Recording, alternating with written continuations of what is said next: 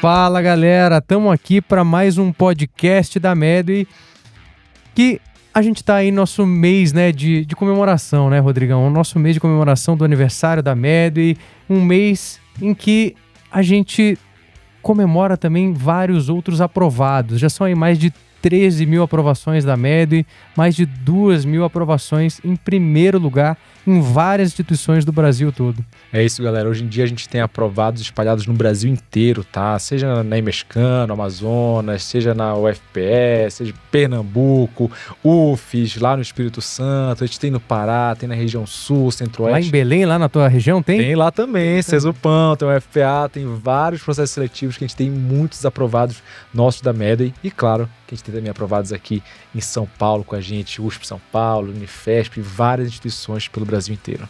Então, vem com a gente aproveitar e ser mais um desses aprovados. Os extensivos estão a todo vapor, as inscrições estão rolando, então estamos só esperando você aqui com a gente. A gente agradece toda a confiança que vocês depositam na gente ao longo dessa trajetória toda de 8 anos da Medway, que obviamente contamos com você aí do início ao fim da sua trajetória e você também pode contar com a gente. Então, maravilha. Vamos lá para o nosso episódio de IA na Medicina. Salve, queridos e queridas. Que prazer estar aqui com vocês para o nosso 6º episódio do podcast IA na Medicina.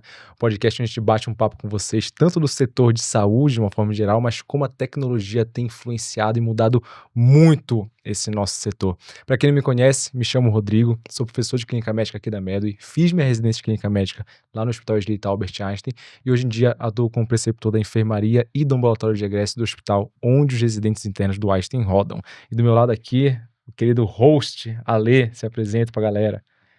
Maravilha, pessoal. Eu sou Alexandre Remor, eu sou o CEO e sou cofundador da Medway também sou médico, também sou clínico pelo Hospital das Clínicas da USP, mas há 8 anos estou aqui à frente da empresa e tocando full time aqui o negócio, muito focado em trazer uma melhor educação médica com tecnologia para todos os nossos alunos. E hoje a gente está com uma convidada muito especial aqui. Convidada é a Isadora Kimura. Então, Isa, por favor, se apresente. Tudo bem? Obrigada, Alê, pelo convite. Eu estou super feliz de bater esse papo. Não sou médica, sou engenheira, mas também acho que, como o Alê, nos últimos 6 anos, imersa nesse mundo de medicina e de saúde de uma maneira mais ampla, né? Hoje a gente trabalha muito nessa interseção, inclusive, entre tudo que acontece fora da consulta, fora do procedimento.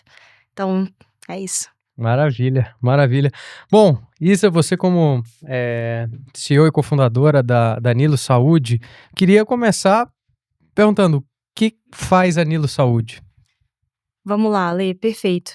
Hoje a Nilo é uma plataforma de tecnologia que ajuda com uma coisa que parece muito simples dentro da saúde, que é a comunicação de maneira clara, de maneira efetiva, entre um paciente e instituições de saúde. Aí a gente está falando de clínicas, hospitais, como o próprio Albert Einstein, redes de laboratórios, como o Grupo Fleury, são alguns dos nossos clientes, ou mesmo o próprio SUS, ajudando esse paciente a entender o que ele precisa fazer, tirar dúvidas principais desse paciente entre consultas, um preparatório para uma cirurgia, e não só isso, ajudando ele a fazer as tarefas que ele precisa fazer de saúde de uma maneira mais simples, de uma maneira mais digital. Então, assim, contando até já um pouquinho, né, da história. Vamos lá. Eu contei que sou engenheira, mas sempre trabalhei nesse mercado digital. E aquela pessoa chata, que quer fazer tudo online, sabe? Não gosta de atender ligação. E quando eu estava já há mais de 10 anos trabalhando com tecnologia, eu tive um evento de saúde dentro de casa que foi o adoecimento da minha avó, que eu cresci, assim, uma pessoa super importante na minha formação, com Alzheimer's, que é uma doença, né, que é de longo prazo o cuidado. No caso dela, foram 8 anos. Então, assim, eu comecei a esbarrar com esses probleminhas de experiência do paciente, que todos nós já vivemos, né? Dificuldade de agendamento, dificuldade de entender o que está autorizado, o que não está, qual é a rede, pedido de exame, o resultado do pedido de exame. Todas essas transações que acontecem, como eu falei, entre uma consulta e outra, eram muito difíceis. E aí eu estava voltando para o Brasil, já estava morando nos Estados Unidos há 5 anos, tinha ido para lá para fazer um mestrado em Stanford. estava trabalhando nos Estados Unidos, quando eu decidi voltar para empreender, me deparei com essa situação em casa, e isso começou a colocar ali uma sementinha de pensar assim, poxa, se a experiência do usuário que a gente tem em todos os lugares, isso em 2019, começo de 2020, já é tão melhor, né? A gente consegue já pedir aplicativo de carro, de delivery, a gente já tem banco digital. Por que em saúde é tudo no telefone, papel, CD, CD-ROM. CD? O cara vem com o CAT, faz o cateterismo, ele vem com o CD do cateterismo ainda. Existe. Quando é que eu vou botar esse CD? Ele vem ainda. Onde é que eu boto esse CD? Não tem onde botar. Nossa Essa Senhora. experiência de pedir um resultado de exame, pedir um prontuário e receber um CD, infelizmente ainda acontece. E eu acho que me vi um pouco nessa missão, né? E obviamente com o meu cofundador, que é o Vitor, de pensar em como usar esse conhecimento de tecnologia para criar uma jornada verdadeiramente digital e mais simples em saúde. Então, a Nilo surgiu daí, como toda empresa que começa, né, de tecnologia, principalmente as que começaram em 2020. Muita coisa mudou de lá para cá no mundo e dentro da Nilo, mas hoje a gente toca essa plataforma já com mais de 4 milhões de pacientes engajados, 60 instituições grandes de saúde, como eu falei, hospitais, clínicas, laboratórios no Brasil todo sendo atendidos. Esses ruídos de comunicação que tu comentaste, né? Eu acho que não só o paciente vivencia isso, mas médico com hospital vivencia isso, o hospital com paciente vivencia isso, paciente com médico vivencia isso, e esses ruídos de comunicação, muitas vezes, eles realmente dificultam o tratamento do paciente, o entendimento dele sobre a doença, ou até mesmo sobre o que o médico está fazendo para ele, e às vezes o ruído do hospital com o médico dificulta o próprio trabalho do médico dentro do hospital, muitas vezes, né? Pelo que tu me falaste, assim, a Nilo atua muito com o né, com customer no final das contas, mas vocês também atuam no hospital médico, médico-paciente, em toda essa tríade clássica da saúde? Perfeito. Acho que o nosso objetivo é tirar trabalho do médico que não seja aquele trabalho clínico de atendimento do paciente de maneira síncrona, né? Então, o que eu quero dizer com isso? Vamos pegar um exemplo que todo mundo conhece, que é, por exemplo, de uma paciente gestante. A gente pensa em gestante, já pensa no parto, né? E depois no pré-natal. Mas, assim, muita coisa acontece com essa paciente que demanda a atenção do médico dela, da médica ou da equipe de saúde. Ela tem dúvida, ela precisa fazer agendamento do pré-natal, ela precisa levar o resultado dos exames para o médico, ela precisa, às vezes, tem uma intercorrência de alguma coisa, manda uma mensagem, vai num outro médico, né, que não é exatamente o que vai cuidar ali da gestação. Toda essa coordenação, muitas vezes, recai sobre um médico que está atendendo ali no seu consultório ou que está atendendo dentro de um hospital. O que a gente ajuda é falar assim, poxa, essa trajetória da gestante, ela é um protocolo conhecido. É claro que ela pode ter exceções. Como a gente faz para automatizar isso, ajudar com que a tecnologia facilite a vida dessa gestante no processo de lembrar que ela tem um pré-natal, por exemplo, que ainda não está agendado daqui a uma semana. Pedir para ela tirar uma foto do resultado do exame para que o médico receba de uma maneira mais rápida, garantindo que ela está fazendo tudo direitinho, né, dentro do prazo correto, com um canal simples ali via WhatsApp, e ao mesmo tempo reduzir o trabalho que o médico tem de ficar fazendo esse acompanhamento que ele precisa fazer numa escala de muitas pacientes. Para além disso, a gente sabe que quando isso acontece, o resultado de saúde do paciente é muito melhor, a experiência é muito melhor e o custo também fica dentro do previsto. Então, a gente acaba, sim, atuando nessa interseção entre tirar trabalho que hoje fica na mão do médico, que muitas vezes é de saúde, mas é administrativo, e levar esse trabalho para a instituição e fazer essa camada de tecnologia entre a instituição e o paciente. Muito legal, muito legal. Mas hoje o produto... Hoje vocês vendem, enfim, não vendem direto para o médico, nem direto para o paciente. Hoje é para as instituições de saúde. Como é que funciona isso? Como é que funciona como é que as pessoas chegam até a Nilo, né? Não, perfeito. A gente começou a Nilo com um fit vendendo, né, para instituições que tinham um volume maior de pacientes. Por quê? A gente percebeu que quanto maior o volume de pacientes, e isso acontece, né? Desde quando um médico começa ali na carreira a ter muito sucesso.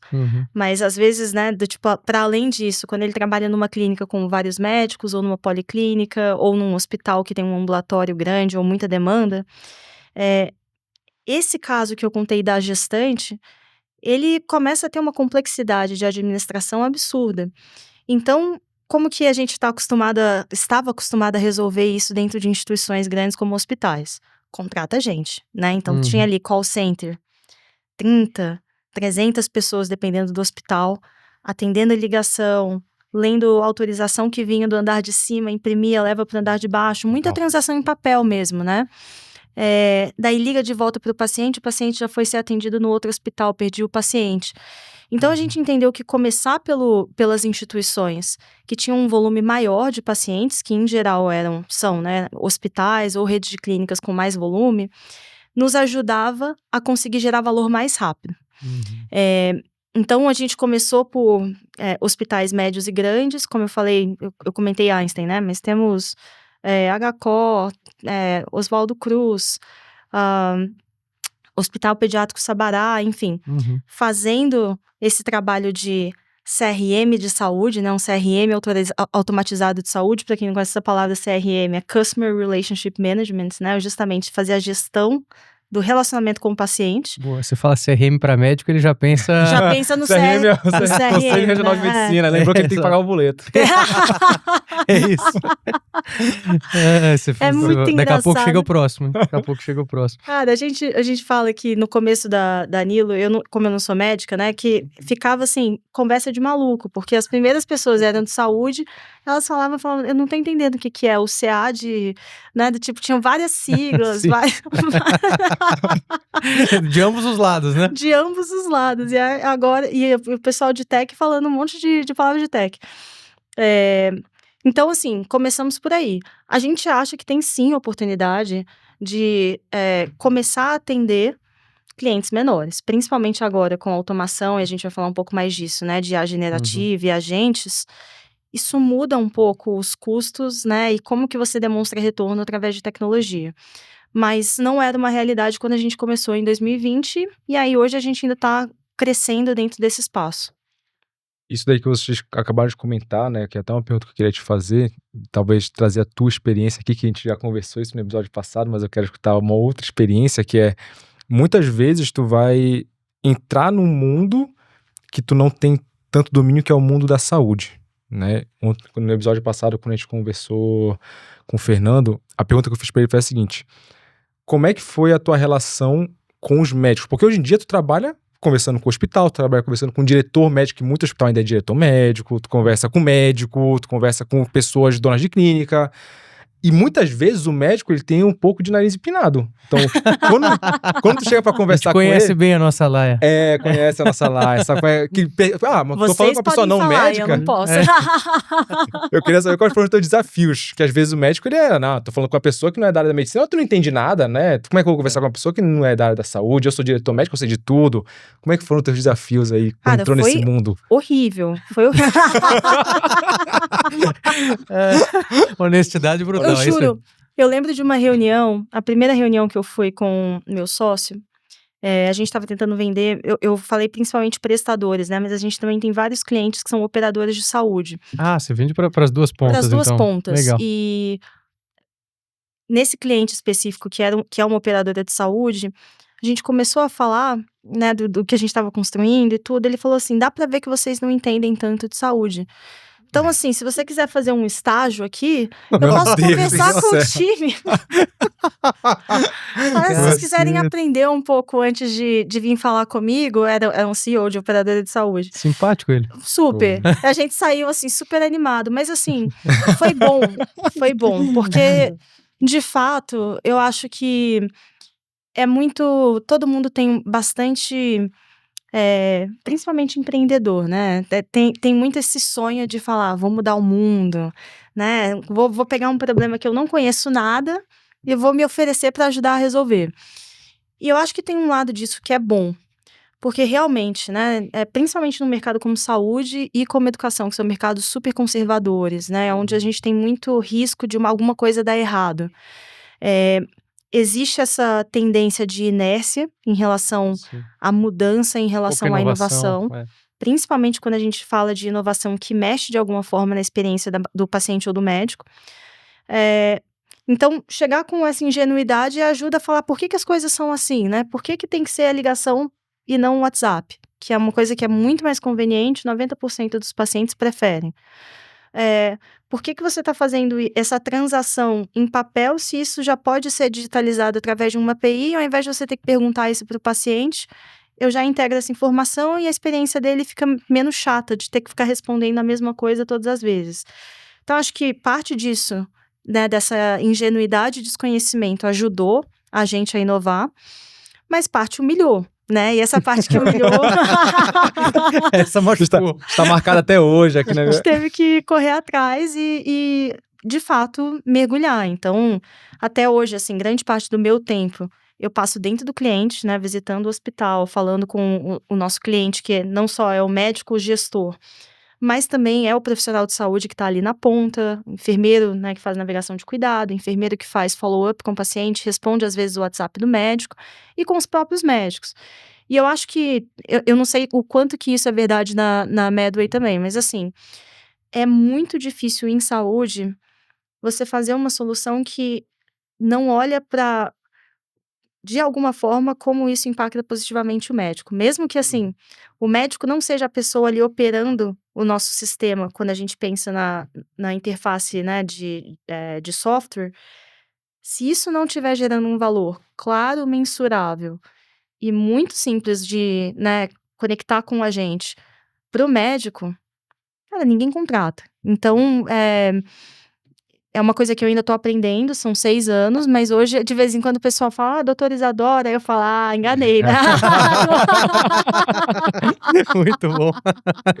Tu tá vivendo, acho que tu vai viver a transição desse modelo que ainda era muito médico-centrista nos hospitais, né? Antigamente, assim, o médico era o cacique do hospital. Putz, todo tem que girar em torno do médico, tem que agradar ele era a última palavra. Só que eu vejo cada dia mais, né, na assistência, que a equipe multi, hoje em dia, que é o grande centro do hospital, né? O médico faz parte da equipe multi, não é mais o dono da equipe multi, não é mais o centro. Então, talvez esteja vivendo o resquício dessa transição, mas eu ainda percebo, sim, de fato, essa resistência que tu comentaste, Teodoro. Uma resistência brutal à mudança, né? Eu acho que talvez aqui na Medway o Alexandre pode falar mais, porque a gente não sofre essa resistência, porque a gente é uma edtech aqui, então a gente quer o tempo inteiro estar inovando, mas quando a gente vai para hospitais que ainda vivem esse modelo antigo, é uma resistência brutal. Acho que eu até comentei aqui isso em algum episódio, de que um dos hospitais que eu trabalhava, até conversei, olha, talvez, não sei se tu sabe o que é, mas existe um documento de passagem de plantão entre os médicos, né? Uhum. Você pega um plantão, você passa, tá aqui, olha, esses pacientes estavam aqui comigo hoje, vai ficar com você agora. E aí eu cheguei e falei, olha, bora fazer o seguinte, por que a gente não aproveita, pô, tá tendo Lovebook hoje em dia, tem IA, tem um cacete, bora digitalizar isso daqui e a gente aproveita e faz o quê? Pô, uma IA vai ler isso daqui, vai sugerir diagnóstico, uma IA vai ler isso daqui, vai organizar, porque os buchos, né, os documentos de passagem de plantão são extremamente desorganizados, são horríveis, né, fica um monte de informação lixo lá dentro que não serve pra nada, gasta papel, porque a galera adora um papel também. Adora. E aí, Prancheta, papel. Prancheta, papel. E aí, quando eu sugeri isso, o gestor, né, da época falou, pô, não, mas tem LGPD, não sei o que. Eu falei, não, eu sei que existe LGPD, mas dá pra anonimizar os dados. LGPD Não. Essa é a carta que todo mundo invoca quando do tipo quer parar algum projeto de Isso. tecnologia. Mas e a LGPD? Mas ele nem sabe o que é LGPD. Isso. E o Eu tenho uma anedota boa sobre isso, mas depois eu conto. O projeto morreu nisso. Não seria uma coisa que, tipo assim, era pra melhorar a assistência do paciente, reduzir custos na enfermaria de diversas formas inimagináveis, mas morreu nisso o projeto porque a resistência. O cara quer continuar no modelo que já funciona, entre aspas, né? Mas aí quando o cara que é gestor, ele só quer mostrar os números que importam, né? É claro. Se ele mostrar os outros números do que é ineficiente nesse processo, o cara não vai mostrar, né? Quer contar o caso? Anedota? Anedota de LGPD, eu acho que essa é boa. Nossa, essa é boa. Não, assim, a anedota, olha o que estava acontecendo.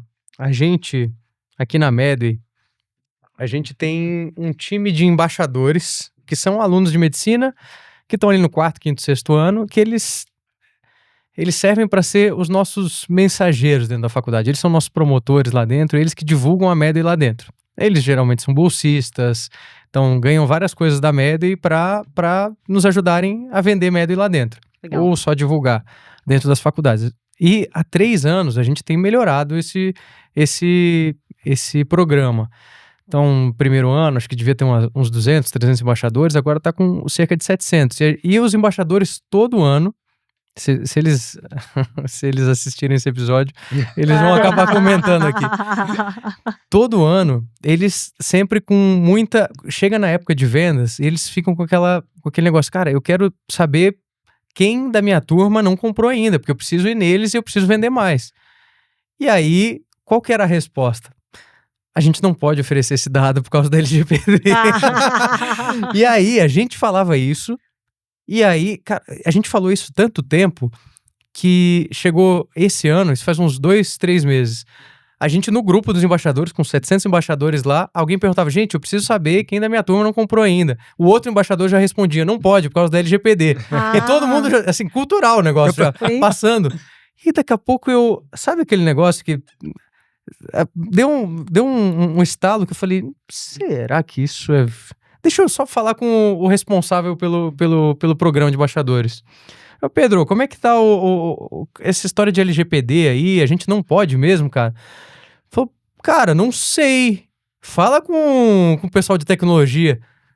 Falei, bom, Silvio, e esse negócio da LGPD e tal dele? Pô, posso ver pra ti, mas eu não sei de nada. Tinha se criado uma cultura. Eu voltei pro Pedro. Pedro, olha, ele falou que ele não sabe. Daqui a pouco os 2 criaram um grupo no Slack. Falei, não, para. Hoje a gente tem advogada interna aqui já, eu vou falar com ela. Falei, Amanda, é real mesmo que a gente não pode fazer nada por causa da LGPD? Ela falou, não tem nada a ver.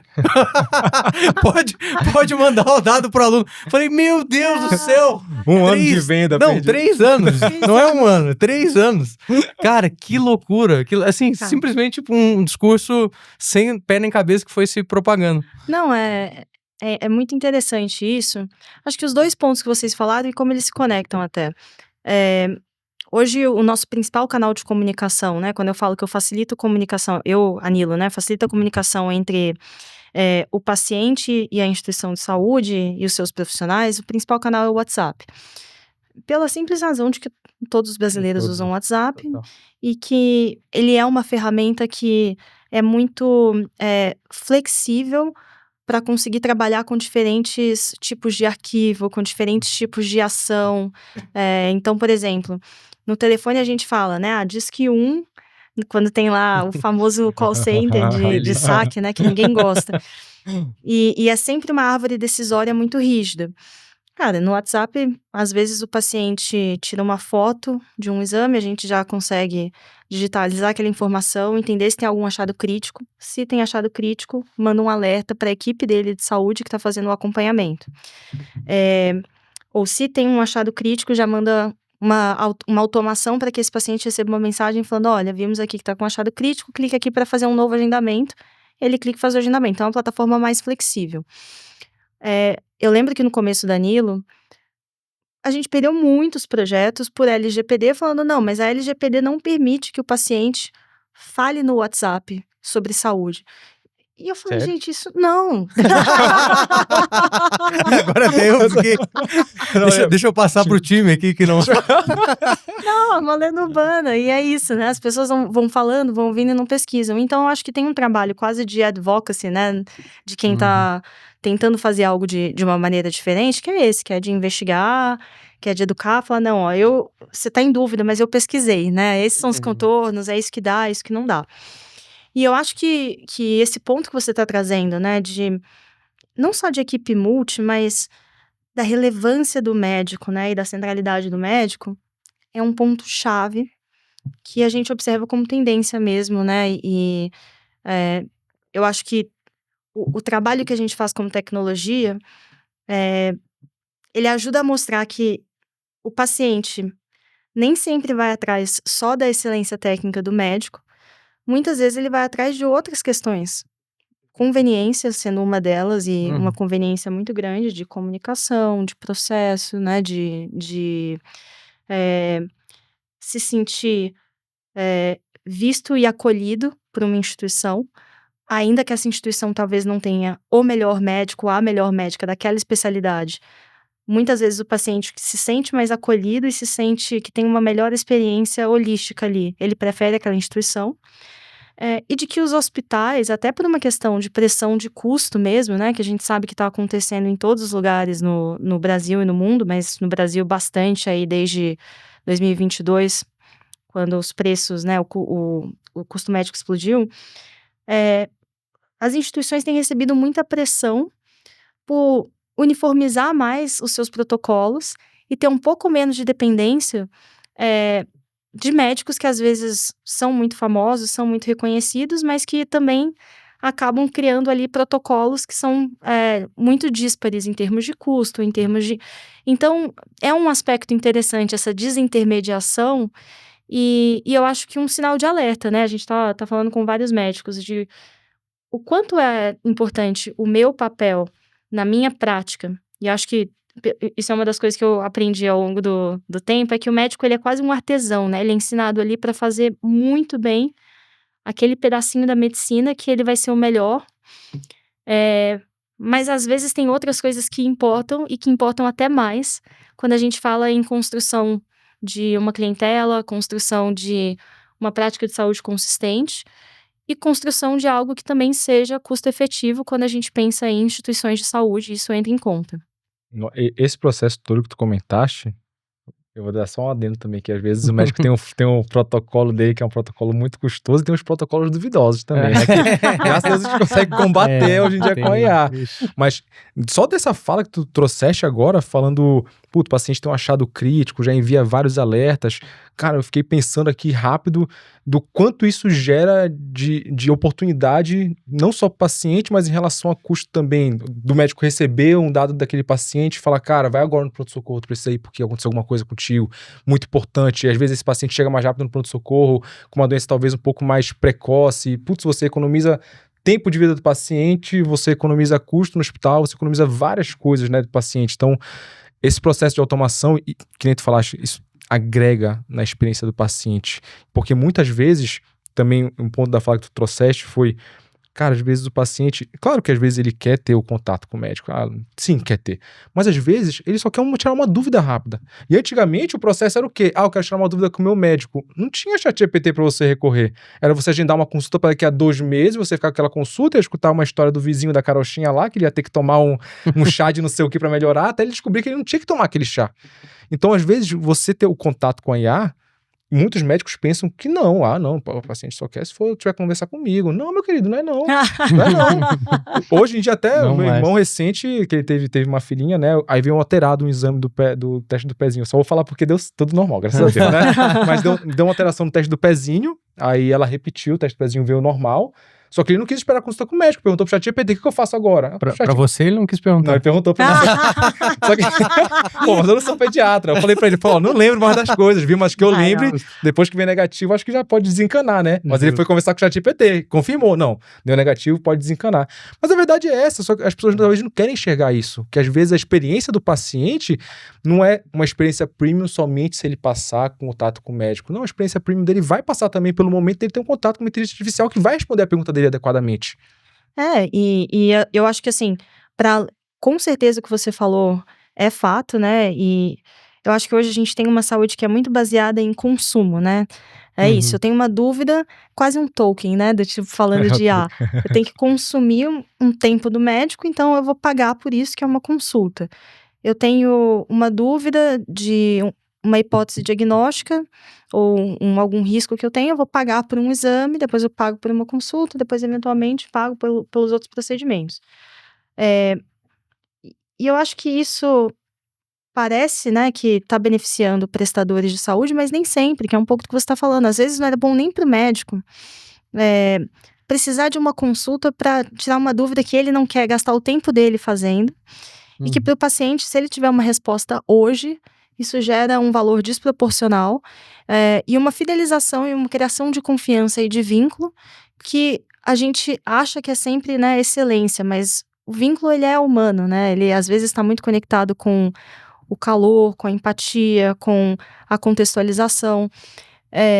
Um outro exemplo, assim, de coisa que acontece muito dentro da nossa plataforma. Eu, recentemente, fui numa médica e estava fazendo um tratamento que, enfim, tive uma herpes zoster e precisei ficar voltando de maneira recorrente.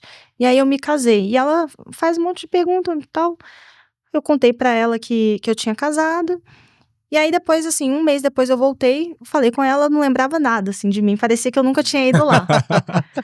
E, assim, é óbvio que isso não influencia em nada, né, na prática dela, do tipo, e o quão boa ela é como médico. Mas o médico fica tão ali, né? Ela estava ali revendo todos os exames para ver se tinha algum achado crítico na hora da consulta. Ela estava relendo o prontuário, que tipo, isso, tinha um monte de entrada. Estava preocupada com alguma outra coisa. Então, ela estava olhando para o computador e eu estava falando com uma pessoa que estava olhando para o computador e não estava prestando atenção em mim.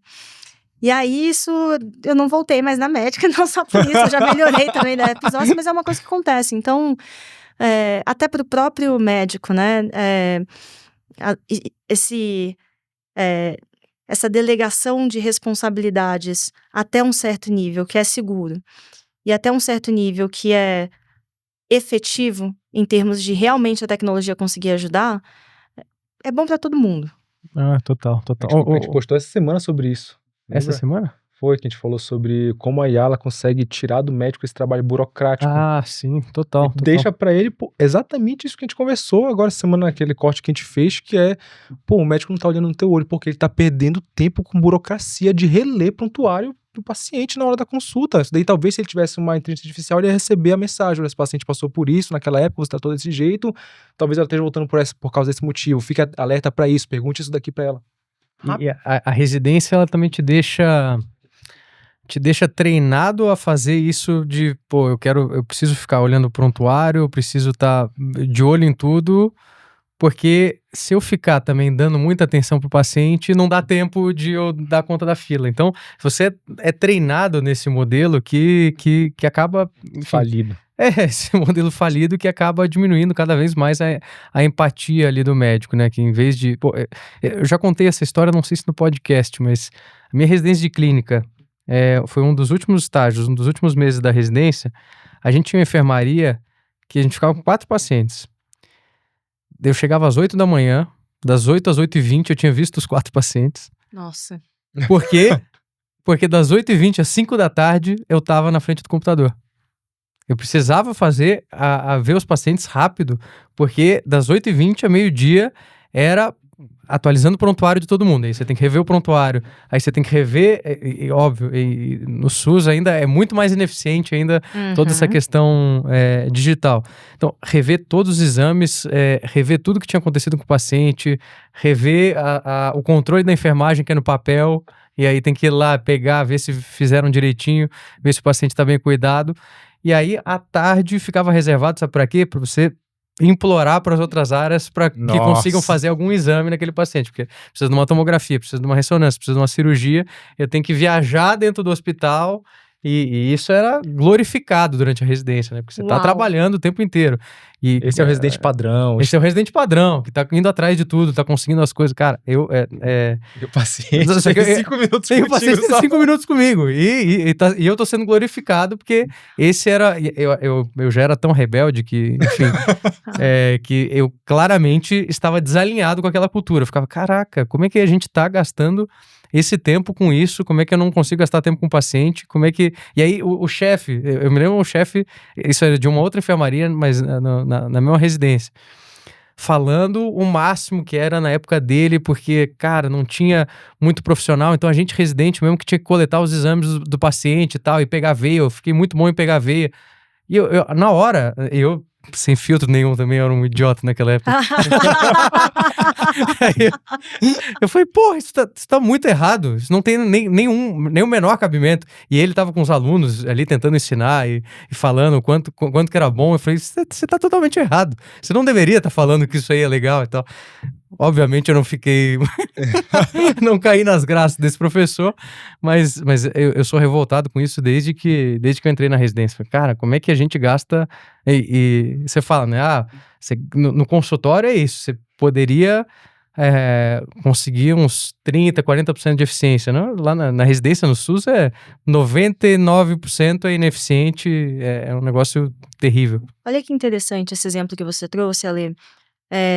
Porque é um exemplo que a gente lida bastante. A gente chama até isso internamente de navegação administrativa, né? Que é o que existe de obstáculo e de etapas, pensando num funil de um paciente que está entre uma hipótese diagnóstica e o seu tratamento, né? Você tem ali várias etapas, que são os exames, a consulta, a validação, a confirmação, e aí, eventualmente, correr para conseguir marcar, né, tudo isso e iniciar o tratamento, que pode ser cirurgia, internação, enfim, N coisas dentro de um hospital ou dentro de uma clínica. E a gente tem visto muita tecnologia para ajudar o médico ali no momento de tomar a decisão do médico.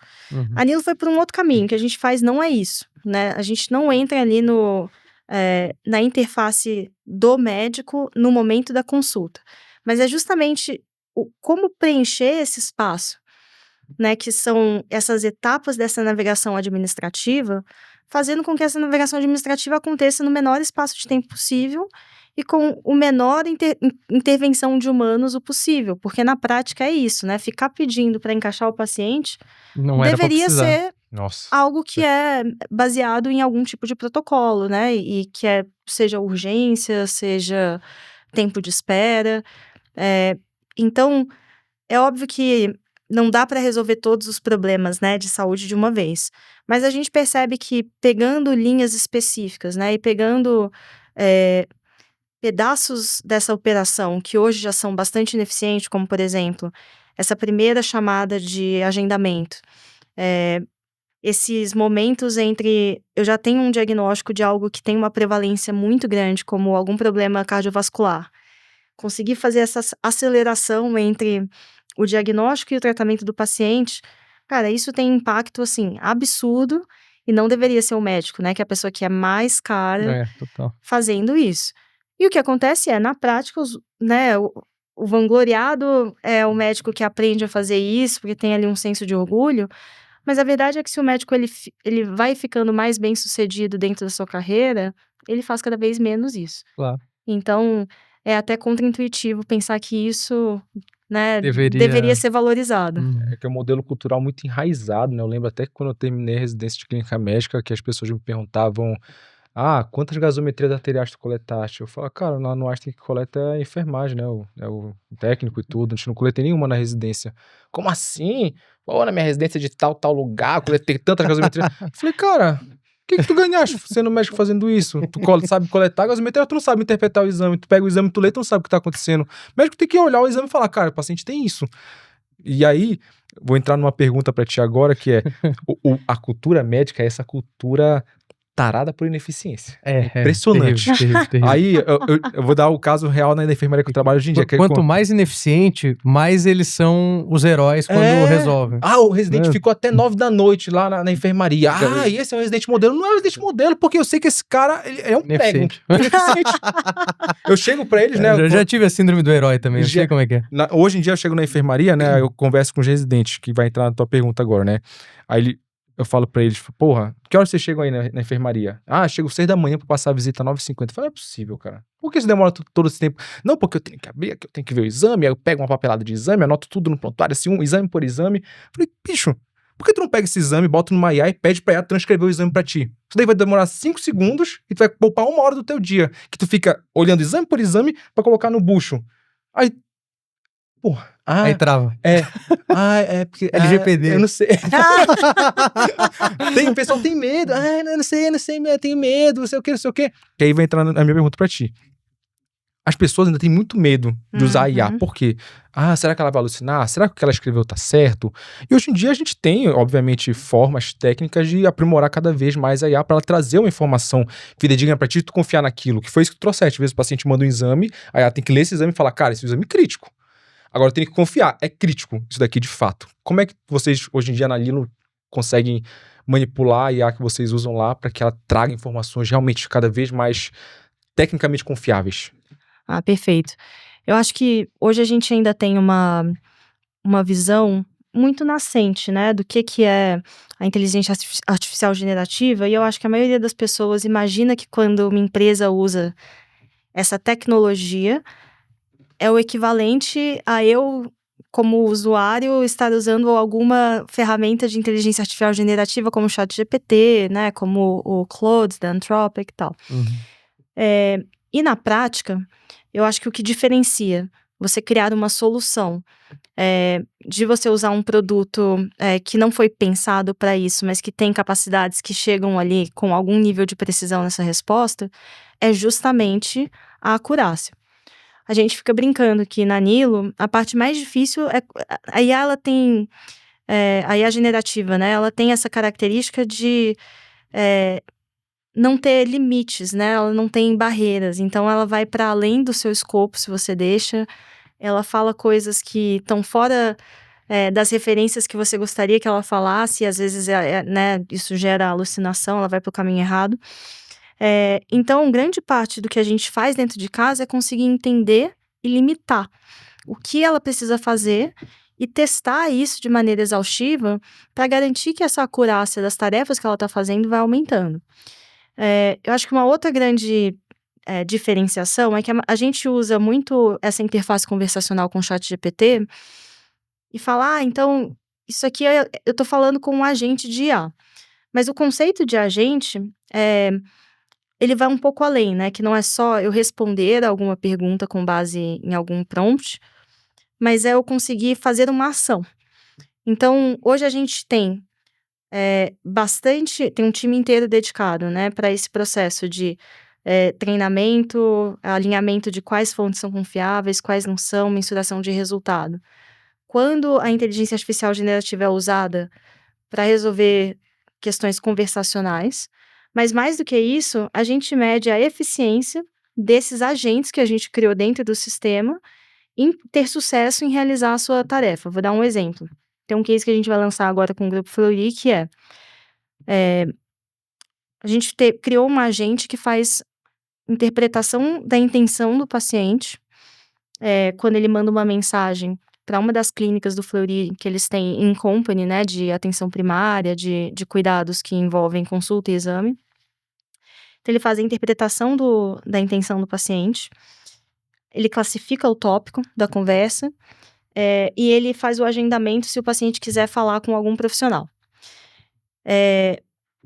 Para garantir, a gente conseguiu ter ali uma economia de mais de 60% dessas conversas que antes eram só feitas 100% por humanos e humanos enfermeiros, a gente já resolve com total autonomia sem precisar escalar um humano. O que a gente precisou colocar o limite? Que é esse ponto, né, do que ele faz ou não faz. Quando ela entra num aspecto clínico, a gente falou, não, aqui o risco já está muito grande, né, dado que ainda é uma tecnologia que não está com uma precisão tão alta, cara, aqui a gente não entra. Administrativa, ela responde. Questões de agendamento, a gente faz o agendamento. Questões clínicas, ela chama o enfermeiro, encaminha, mas já vem com todo o briefing, né? Que é a passagem do plantão, mas é a passagem do call center ali. Toda contextualizado, já tipo com a queixa clínica, já com alguma indicação de o que é a sugestão e tudo, mas médico no loop. E eu acho que esse trabalho trouxe para eles uma super economia operacional, mas mais do que isso, o tempo antes de resposta do paciente era tempo médio de 25 minutos. Porque o WhatsApp, o paciente manda, responde e tal. A gente conseguiu reduzir isso para 4 segundos. Tempo médio de atendimento, porque né, a inteligência ele já faz esse primeiro passo.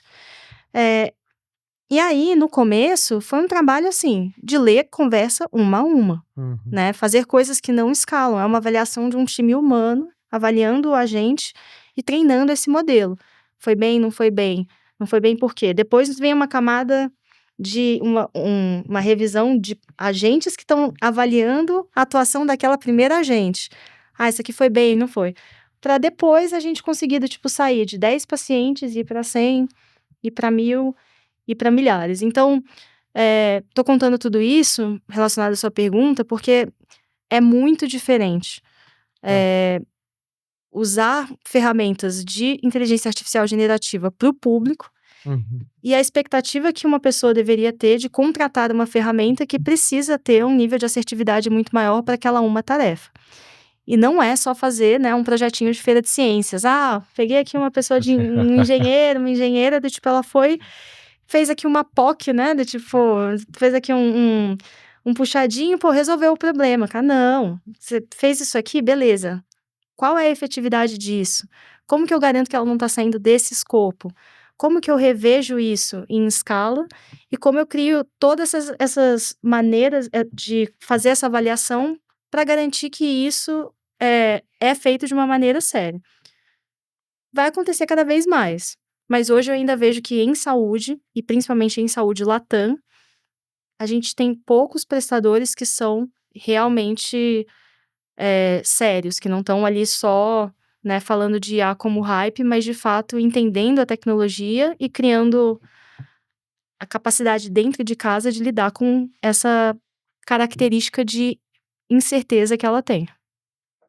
Isso é uma coisa, né, que é muito bom tu ter trazido isso, Isa, porque muitas pessoas que eu converso sobre esse universo da IA, elas têm essa visão de que acham que as empresas utilizam todas, quer dizer que tá todo mundo usando um chat GPTzão. Cara, não é isso. As pessoas que utilizam voltado para esses trabalhos mais sensíveis e finos, estou até pensando em alguma analogia que eu possa talvez falar para os nossos ouvintes aqui, mas cara, você usa uma linguagem de programação por trás, você ajusta finamente cada detalhe de como a IA vai responder determinada coisa.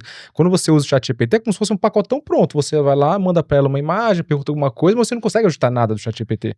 Usando o exemplo da nossa plataforma, para quem é nosso aluno, né? A galera que está lá, que faz as nossas questões do banco de questão e vai tirar uma dúvida com o MedBrain Responde, não é simplesmente o ChatGPT por trás. Aliás, não é nem o ChatGPT, né, que a gente usa. não é nem essa LLM, outra. Mas não é simples, tem todo o banco vetorizado, o contexto que a gente dá, o prompt, que o prompt em si tem umas 100 páginas de prompt, um prompt enorme para conseguir realmente ter todos esses guardrails e tal. Então, é diferente, né, o uso de IA na empresa quando você quer profissionalizar e o uso da IA no dia a dia. Mas também muito do porquê que a gente fala aqui no podcast de que o médico tem que, no mínimo, o médico e, enfim, todo mundo, né, no mínimo, saber esse uso do dia a dia, saber esses riscos, saber essas limitações da IA, né? Não vou usar a IA porque ela erra. Você não pede pro interno, pro R1 fazer as coisas, ele não erra também, ele não alucina também.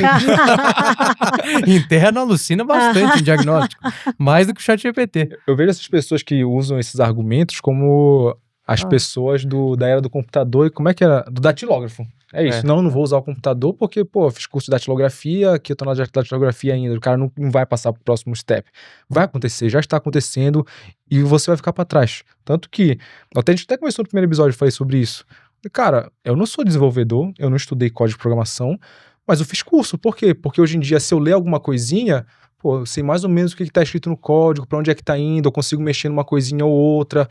Porque, cara, vai ser esse futuro. O futuro também, que já está acontecendo, engraçado, de uma forma tão rápida, que quem sabe hoje em dia somente o ChatGPT, cara, já é uma pessoa ultrapassada. Se você não sabe o que é uma API, se você não sabe o que é token, pra você que talvez esteja escutando que não entendeu, o token é como se fosse a moeda de troca da IA. É o custo dela, o token.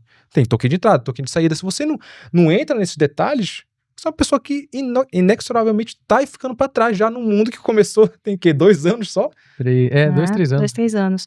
Mas a gente tem essa tendência, né, a diminuir uma expertise que a gente não domina. Assim como o paciente chega, né, pro médico falando do Dr. Google, agora com o Dr. ChatGPT, e acha que aquilo tá confiável, às vezes eu vejo muito trabalhando com médicos o contrário, que são os médicos menosprezando a dificuldade de fazer tecnologia. Quando a Nilo começou, assim, a gente ouvia isso muito. Isso aí é um app, entendeu? Isso aí eu peço ali pro moço da TI fazer, em 2 dias ele faz, isso aí é tranquilo. Eu falo, eu trabalho com tecnologia há 15 anos.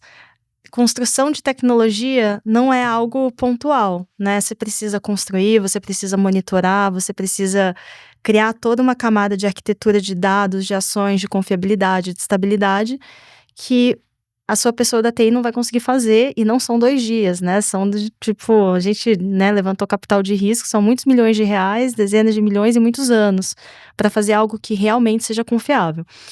E eu acho que agora, com essa nova tecnologia, né, que na verdade resolve os mesmos problemas, mas de um jeito diferente. Acho que a gente está caindo um pouco nisso também, né, que é, eu ouço bastante falar, para que eu vou contratar? A gente nem faz ferramenta de documentação médica, mas tem várias no mercado que são boas. Para que a gente vai contratar isso, entendeu? Se eu já fiz aqui um negócio com o meu ChatGPT.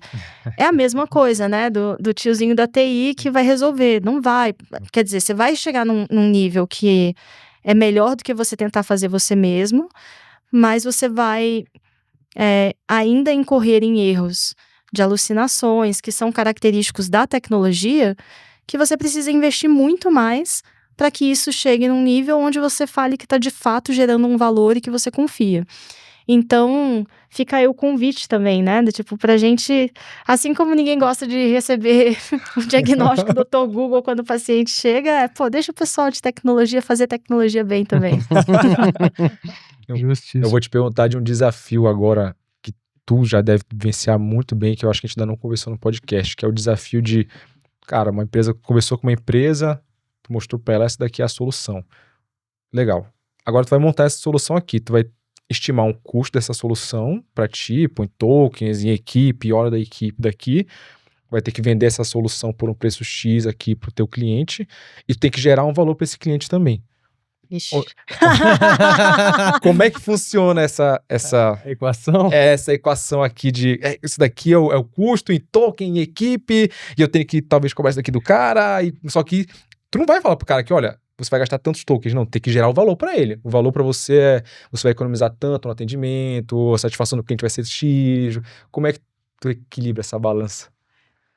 Eu vou falar uma coisa polêmica, mas que me marcou, eu espero que seja útil para outros empreendedores aí, ou pessoas pensando em construir tecnologia. Eu tive um professor em Stanford que falava assim, empreender é fake it until you make it, but fake it each time less, né? Tipo, faz o que você consegue com o mínimo de informação que você tem, que em geral vai estar errado, mas vai reduzindo essa incerteza ao longo do tempo, né? Através do seu trabalho. Então, assim, eu acho que no começo a gente patinava muito para conseguir construir essa equação de valor, né? Que é um pouco do que você está falando. No fundo, construir uma empresa é isso. Você precisa criar valor e capturar parte desse valor. E eu acho que no começo a gente estava muito focado na experiência do paciente, mas a verdade é, o paciente não tem dinheiro ou não quer, ou muitos poucos pacientes querem e têm o dinheiro. Pagar por essa experiência melhor. A operadora de saúde não quer pagar por isso, porque ela acha que já está pagando muito. O SUS não consegue, porque está sobrecarregado com outros custos. Ineficiente. E o prestador de saúde falou, mas por que eu vou pagar por isso, entendeu? Eu vou pagar esse pato? Eu, médico... Então, assim, a gente estava criando um valor de experiência do cliente, mas a gente não estava conseguindo monetizar. Porque aquilo parecia que era importante para todo mundo, mas não era responsabilidade de ninguém. E eu acho que foi justamente quando a gente conseguiu começar a entender quais eram esses fluxos de maior criticidade, de maior desperdício que aconteciam. Aí eu vou dar um exemplo que todo mundo concorda, câncer de mama. Cara, o câncer de mama detectado em estágio 4 custa 5 vezes mais, agora eu tenho que lembrar o número, mas acho que é 5 vezes mais que o detectado em estágio 1. E a chance de sobrevivência do paciente é muito menor. Então, assim, detectar em estágio 1, todo mundo concorda. O paciente concorda que é melhor, o médico concorda que é melhor e a operadora de saúde também. O que a gente fez? Criou um protocolo de rastreio de câncer de mama, que é entrevista o paciente, às vezes manda um questionário para ele, às vezes pega resultado de exame. Qualquer achado crítico ou qualquer coisa que ali dispara um alerta de risco, ou às vezes quando a paciente está ali num grupo de rastreio, né, acima de 40 anos e tal, a gente já dispara a campanha, o paciente vai lá, faz a mamografia, acompanha o resultado da mamografia, fideliza o paciente dentro da instituição. Para a instituição que contrata a Nilo para fazer esse tipo de trabalho, ela consegue melhorar o volume de pacientes que está sendo atendido naquela instituição, então tem valor financeiro, né? A Nilo deixou de ser só criei uma experiência melhor. Falou, opa, eu consigo medir aqui o que isso gera em reais para mim médico, para mim instituição de saúde. Para a operadora de saúde, eu consigo medir o custo que ela deixou de ter com essa paciente sendo tratada de uma maneira mais rápida, o paciente não preciso nem explicar. Então, assim, eu acho que foi bastante tentativa e erro, e eu acho que isso é até uma reflexão que eu faço, assim, para mim, que é, às vezes, em saúde, para você se você quer resolver um problema, nem todos os problemas que você quer resolver são escaláveis, né, sob uma perspectiva de tecnologia. E tudo bem, mas vai fazendo um de cada vez e vai gerando valor, porque senão você fica paralisado e fica ali tentando sempre fazer uma solução genérica que resolve demais, tudo. E aí acaba não resolvendo nada. E já acaba não resolvendo nada, porque daí o hospital ali fala, tá bom, entendi, eu gostei do conceito disso, mas eu preciso gerar Levar pro board. 10 milhões de reais amanhã, porque senão eu quebro. Então, acho que foi um processo aí nos últimos 6 anos. Que legal, hein? Pô, você teve que... desafio gigante, hein, Isa? De conseguir alinhar os incentivos e gerar valor para as 3 pontas para conseguir realmente mostrar e monetizar isso. É isso. Bravo. O B2C, ele tem uma vantagem que eu só preciso que o cliente acredite que eu vou gerar valor para ele e pronto, né? Não vem te cobrar depois e falar, meu salário não aumentou. Não. Poderia vir não foi aprovado na prova, mas então cada vez mais difícil que a galera entende também. Pô, mas muito legal. E nos encaminhando pros finalmentes aqui, eu queria deixar enfim, acho que pergunta final. Bom, com tudo isso que a gente falou de IA generativa, onde que você está vendo a IA está cada vez mais presente na Nilo, a IA está cada vez mais melhorando essa experiência ou para o paciente, ou para o prestador, né, para o hospital, para a operadora de saúde? O que você está olhando de tendência daqui para frente de colocar IA cada vez mais nos processos e para o cliente? Cara, incrível, assim, pra gente está sendo uma grande revolução, né? Acho que a forma mais simples de entender é pensar que todas essas tarefas que eu comentei, que fazem parte dessa jornada do paciente, seja agendamento, seja envio de exame, seja navegação dentro de um hospital, ou elas não são feitas ou são feitas por pessoas. E eu vejo que a Nilo está trabalhando para aumentar a efetividade dessas pessoas, ou liberar tempo dessas pessoas para cuidar do paciente, né, quando isso acontece com um profissional clínico, mas de uma maneira muito mais escalável e muito mais precisa, quando a gente pensa em protocolos, quando a gente pensa em escopos de trabalho, que hoje são muito operacionais e a verdade muitas vezes nem são feitos. Isso muda totalmente a equação, né, de o quanto de valor é gerado, porque é o que eu falei, se antes eu estava falando de uma linha de cuidado, que precisava de um enfermeiro, mas também ali toda uma equipe multidisciplinar fazendo esse acompanhamento, agora eu consigo alavancar e dar escala para esse time com um time de agentes, que fazem parte desse trabalho administrativo com alto nível de precisão, e isso, falando ali, né, de quanto isso, da equação econômica disso justamente, leva para um outro patamar e também da equação humana, que é o quanto que esses profissionais envolvidos nesse processo não precisam passar por coisas que até então eles passavam, que é a gestão da mudança de tecnologia, coisa muito traumática, né, de tipo mudar prontuário, mudar processo, mudar jeito de documentação. Não precisam operar em diversos sistemas, porque o agente vai lá, busca, volta, ele mesmo, né, consegue lidar com outras fontes de dados que às vezes não são tão claras para o profissional que está ali atuando, que precisa de treinamento para entender aquilo. E a gente entende que leva para a gente uma capacidade de crescer de uma maneira muito mais sustentável e efetiva. Então, assim, a gente está super empolgado em relação ao produto, mas eu acho que dentro de casa também, Ale, é um processo de reconstrução total, assim. Eu não sei o quanto que vocês, assim como o médico está repensando ali, né, como que ele faz a documentação dele, cara, nosso time de vendas, por exemplo, vou dar um exemplo que eu tô acompanhando de perto. São muitos processos que a gente precisa redesenhar, né? Como que é o contato que chega via site, como que isso vira agendamento. Hoje é feito por um time de pré-vendas, né? Mas muita coisa dá para ser automatizada, muita coisa dá para ficar com uma precisão para o tipo de cliente melhor. Então, assim, acho que internamente a gente está vivendo um processo de reaprender a fazer as coisas de um jeito mais eficiente. E eu acho que com esse desafio também de ter uma empresa que não é, né, já uma incumbente, mas que também não está começando agora. E como não ficar preso com aquele medo de destruir coisas que a gente fazia de um jeito nos últimos 5 anos e falar assim, cara, agora existe um jeito melhor de fazer. Ah, mas pô, investi 3 anos aqui desenvolvendo essa feature. Fala, paciência, né? Tem que jogar fora, porque ela não é mais o melhor jeito de fazer. Claro. Então, acho que a gente tá vivendo um pouco dessa transição mesmo. Mas tô empolgada.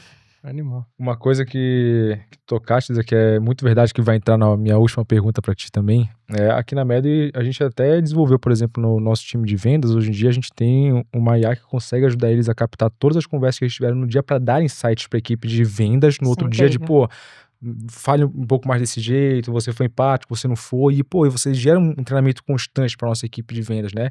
Porque a gente até comentou isso, né, numa última reunião que a gente teve, que o pessoal de vendas falou que antigamente não dá pra fazer isso, porque a pessoa que era responsável não conseguia ler todas as conversas do dia, com quantas mil pessoas tá conversando no dia? Muitas, né? E olha só como a IA consegue agora ler todas as 1000 conversas para gerar esse insight pro nosso time de vendas. Que aí entra a minha pergunta para ti. Eu entrei no site de vocês, dei uma olhadinha lá, que vocês têm vários AI agents lá, né? Cada um desempenha um papel específico. Perfeito. Que aí eu quero trazer, que tu traga essa tua experiência também, mas que sirva também de lição para quem está escutando a gente, que muitas vezes a pessoa acha que ela vai desenvolver uma IA que resolve todos os problemas dela. E não, quando você tenta montar um código desse jeito que resolve a sua vida inteira, é muito ruim esse código, vai dar muito problema. Então, quanto mais você especifica o que a IA tem que fazer para você, melhor é a resposta que ela dá para você. Eu acho que foi essa ideia que vocês tiveram também, né, no desenvolvimento. Perfeito. É justamente isso, né? Como é uma tecnologia que é probabilística, se você é o mais específico possível e limita o máximo possível, você tem mais controle daquele pedacinho, né, de imprevisibilidade. E aí você consegue, chegando num nível que se aproxima de 100%, nunca é 100%, mas se aproxima de 100% para aquela função. E como saúde, né, mesmo um processo simples como qualquer um desses que eu descrevi de navegação administrativa, você tem muitas ações envolvidas e muitas expertises envolvidas. A nossa estratégia foi quebrar isso, né, com times de agentes pequenininhos que talvez até na experiência do paciente ele perceba como uma coisa só, mas que a gente consegue garantir resultado e gerar valor a cada pedacinho. Acho que muita coisa vai mudar, né? A gente tá, assim, na infância, e como desenvolvedora de tecnologia, a gente fica assim, cara, o que disso aqui eu deveria estar fazendo? O que disso, semana que vem, sei lá, a OpenAI vai lançar, né? E que, na verdade, devia estar fazendo um outro pedaço. Tá uma coisa tão empolgante, assim, de ninguém sabe o jeito certo. Então, a gente se fala em fórum, a gente fala com outras startups, mas tá um momento de também entender como o mundo vai funcionar, porque essa é a verdade, ninguém sabe ainda, né? Qual que é o tamanho certo do escopo de um agente, qual é o jeito certo de fazer teste e avaliação. Então, acho que essa é a nossa solução que a gente entendeu que é a mais segura e que funciona melhor para o jeito de pensar do nosso cliente. Mas, assim, eu confesso que eu tô aprendendo todo dia. Eu escuto. Quando lançar esse episódio aqui, talvez já não seja. Talvez tenha caído o fake ou tenha virado verdade já. Mas eu li uma notícia hoje, ou ontem, não lembro, acho que a OpenAI teve aquele movimento deles, né, de o ChatGPT vai parar de responder perguntas médicas pra você. Teve esse movimento, né? Teve. E aí parece que a notícia que eu li foi que eles fizeram esse movimento de bloquear isso, porque eles estão querendo lançar um ChatGPT médico agora, que vai ter duas versões. O ChatGPT paciente e o ChatGPT médico, que é para o médico discutir as coisas com, talvez, provavelmente, com um banco autorizado mais confiável do que a gente tem na linha hoje em dia, e o ChatGPT paciente, que é para responder as perguntas do paciente como se fosse um médico robusto. Então, você vê. Vai mudar tudo. É empolgante. Vai mudar tudo. O tempo inteiro. Quantas Muito empresas, né, vão fechar e quantas vão ser criadas? É um momento de virada. A cada movimento desse. A cada movimento desse. Que legal. Animal. Obrigado, Isa. Pô, foi fantástico o papo nosso hoje, mas precisamos encerrar, então... Já subiu a plaquinha, Já subiu a plaquinha. Obrigadão demais pelo papo hoje, Isa. Obrigada Acho que foi a vocês, ótimo queridos. pra gente, com certeza, e pra nossa audiência, pros nossos médicos. Como é que a galera pode conversar contigo, mandar uma mensagem, te contar? LinkedIn tem? LinkedIn, Isadora Kimura, eu tô sempre lá, mandem mensagens, sou eu mesmo que respondo. E, enfim, vou adorar bater papo, a gente adora também se aproximar da comunidade médica e é super fã aqui do trabalho da Medway, então tô animada. Obrigada, pessoal. A gente agradece Valeu. demais a tua presença, viu, Isa? Muito obrigado. E ó, pra você que acompanha nosso podcast, não deixe de assistir esse e os episódios anteriores, que a gente bate muito papo com vocês aí sobre como a tecnologia tem mudado esse nosso setor da saúde. E hoje, eu confesso que foi também um episódio cheio de coisa boa, especial, cheio de coisa boa pra vocês aprenderem desse universo novo de IA, viu? Encontramos e esperamos vocês aí nas próximas. Beijo enorme, galera.